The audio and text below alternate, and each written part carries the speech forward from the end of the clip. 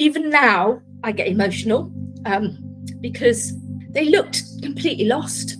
But my very first reaction was, these boys are missing their mum.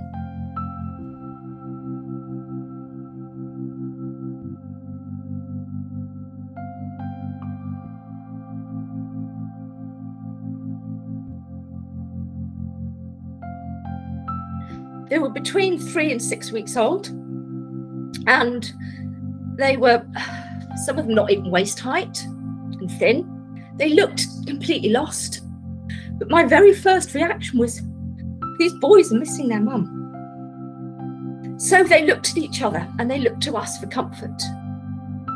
We kept them in for 2 to 3 weeks just to settle, and they had sort of, a number of them had health issues and pneumonia and other bits and pieces. So we had to really sort of look after them in the first, I think it was probably 3 weeks they were in for.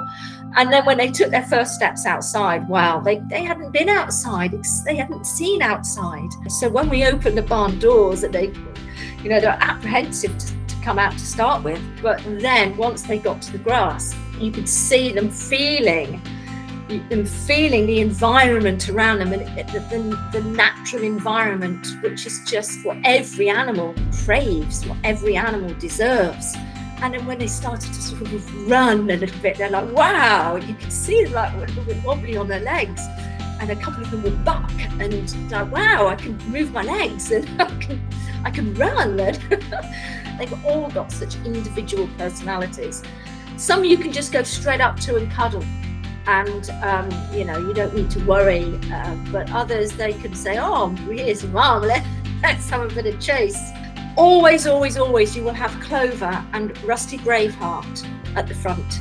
You will always, so they are always at the front. You will then have a mixture of the other cows in the middle, and at the back you will always have Buttercup and Phoenix Pipkin. So Phoenix Pipkin was the smallest and most vulnerable of the Frisian family. So he's like the baby of the Frisian family, and he had health issues when he was young. So he had a bit of a compromised immune system.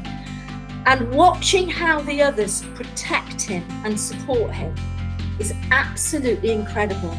And Buttercup will always stay behind.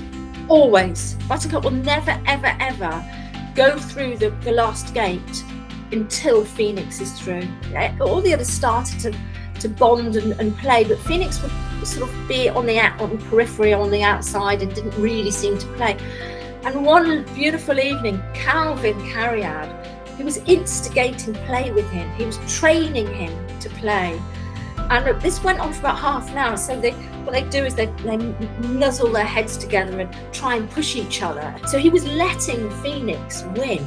You could see him letting him win, and then moving in to make him push more, and then moving backwards. I think what the Frisian family have taught me is that they are sentient beings. The vulnerability, the sensitivity, the kindness of them. They're just animals no different to us, that need to be respected and treated as we would expect to be treated. And it's free to choose compassion. It is completely free. The animals survive. No one is suffering. It's free. It's a win-win situation.